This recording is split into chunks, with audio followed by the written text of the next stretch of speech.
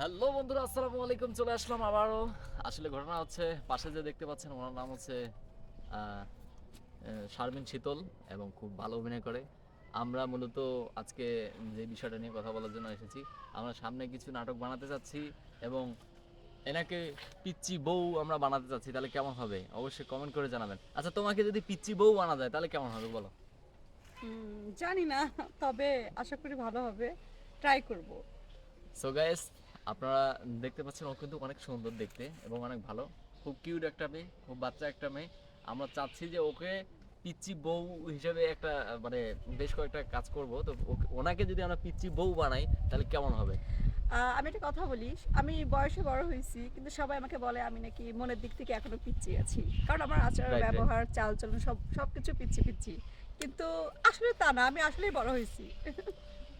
তো আপনারা অবশ্যই কমেন্ট করে জানাবেন যে ওকে যদি আমরা এই নাটকে পিচ্চি বউ হিসেবে রাখি তাহলে কীরকম হবে, এবং আপনাদের মতামতটা হচ্ছে সবচেয়ে ইম্পর্টেন্ট।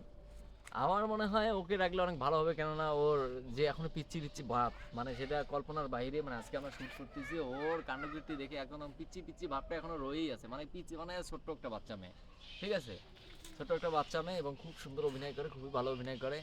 আর অনেকে তো আপনারা সবাই তাকে চেনেন, যারা চেনেন তারা চেনেন না, যারা হয়তো সোশ্যাল মিডিয়া কম চালান তারা হয়তো একটু কম চিনে থাকবেন। সো আমাকেও অনেকে চেনে না। সো আমরা এই কাজগুলো করব এবং চিন্তা ভাবনায় আছি। সবাই কমেন্ট করে জানাবেন যে আমরা সামনের কাজগুলো কীরকম করব, এবং আমাকে দিয়ে যে কাজগুলো করার কথা বললো কীরকম হবে, সবাই কমেন্ট করে মতামত জানিয়ে দিবেন। ওকে, আল্লাহ হাফেজ।